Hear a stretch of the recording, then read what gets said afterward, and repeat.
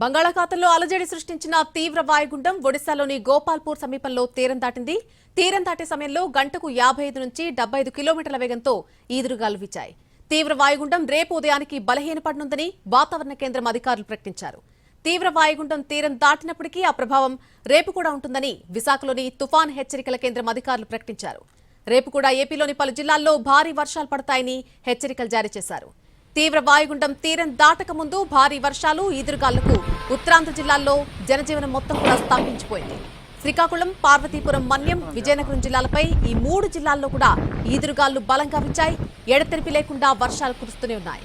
గాలుల ఉధృతికి కొమ్మలు విరిగిపడ్డాయి. చెట్లన్నీ నేలకొరిగాయి. విద్యుత్ స్తంభాలు సైతం విరిగిపడ్డాయి.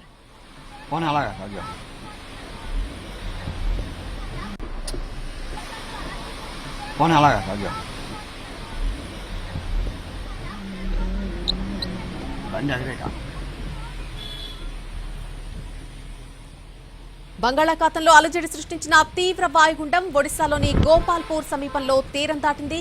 తీరం దాటే సమయంలో గంటకు 55 నుంచి 75 కిలోమీటర్ల వేగంతో ఈదురుగాలు వీచాయి. తీవ్ర వాయుగుండం రేపు ఉదయానికి బలహీనపడనుందని వాతావరణ కేంద్రం అధికారులు ప్రకటించారు. తీవ్ర వాయుగుండం తీరం దాటినప్పటికీ ఆ ప్రభావం రేపు కూడా ఉంటుందని విశాఖలోని తుఫాన్ హెచ్చరికల కేంద్రం అధికారులు ప్రకటించారు.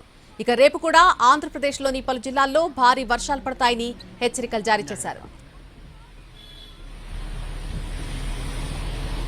తీవ్ర వాయుగుండం తీరం దాటక ముందు భారీ వర్షాలు ఈదురుగాళ్లకు ఉత్తరాంధ్ర జిల్లాల్లో జనజీవనం స్తంభించిపోయింది.